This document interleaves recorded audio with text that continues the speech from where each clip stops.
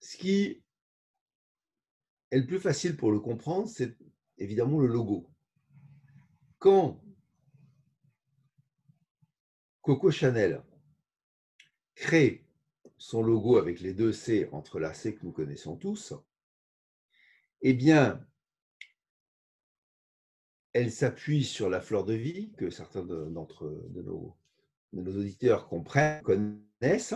Elle s'appuie sur la fleur de vie en disant, voilà, je vais mettre ces deux C, calant, c'est le terme propre de la en géométrie du sens, en les calant sur la fleur de vie. De ce fait, mes deux C se rattachent à toute l'énergie de la fleur de vie depuis qu'elle existe dans le monde que nous connaissons et peut-être ailleurs. C'est-à-dire qu'on se rattache à une énergie planétaire, voire plus grande encore. Et donc, bien sûr que tous les gens qui font des logos, qui se rattachent à la fleur de vie, se retrouvent tous rattachés à cette énergie qui, évidemment, plus elle est importante, plus elle est puissante. Et en fait, la géométrie du sens, c'est ça, c'est faire un lien matériel pour supporter une idée mentale qui est soit une intention, soit le sens que l'on accorde à ce qu'on veut. Donc le sens dont nous parlons là, ce ne sont évidemment pas les 5 sens, c'est le sens au sens la raison d'être. Et évidemment que quand je crée une entreprise, si je crée un logo, eh bien le logo va être symptomatique, va représenter la raison d'être de mon entreprise.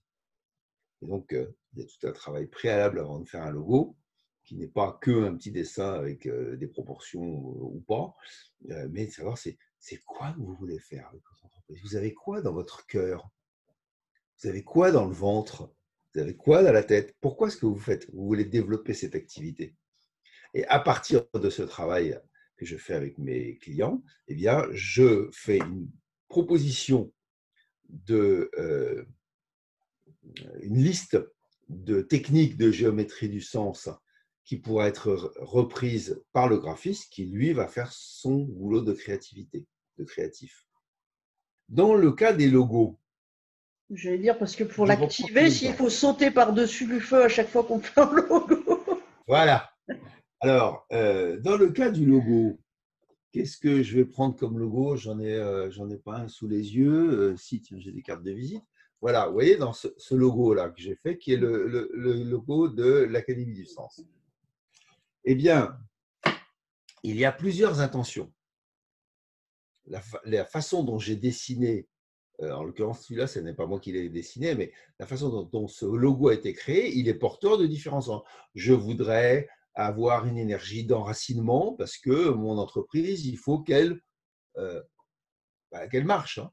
Une start-up qui se crée avec des associés qui ne sont pas enracinés et qui partent dans tous les sens, bah, elle va pas marcher, la start-up. Donc, il lui faut une énergie d'enracinement. Et puis, comme c'est une start-up, il faut aussi qu'il y ait de la créativité. Et donc, qu'il y ait de la recherche et du développement, qui va être une autre technique qu'on va utiliser pour mettre de la recherche et du développement. Et puis, en même temps, il faut que le service commercial marche.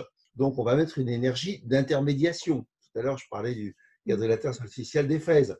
Et puis, etc. Donc, quand je crée un logo avec un designer, c'est lui qui le fait, mais on travaille avec le client sur les différentes techniques qui vont être porteuses des désirs fondamentaux de mon logo.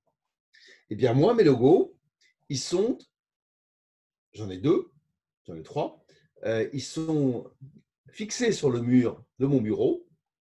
Et quand je pars en rendez-vous, je les regarde et je dis, tiens, il va y avoir tel rendez-vous. Et là, il y a une intuition, une synchronicité, un désir. C'est que comme par hasard, il y a un truc qui me vient à l'esprit qui me dit, ah là, c'est l'intermédiation sur laquelle il va falloir agir.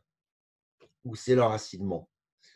Et quand j'arrive à mon rendez-vous, eh bien, je ressens, grâce à mon logo, que j'ai activé ce qu'il va falloir faire, ce sur quoi il va falloir insister. Donc un logo, on le crée et ensuite on l'active en sautant par-dessus le feu. Donc, en l'activant là, par exemple, en le mettant sur mon mur. Et au moment où je pars en rendez-vous, au moment où ça se passe, eh bien, j'ai une autre forme d'activation, c'est que c'est l'énergie quantique qui me dit, tiens, là, ça serait important de ressentir. Et là, il faut être à l'écoute, il faut être conscient.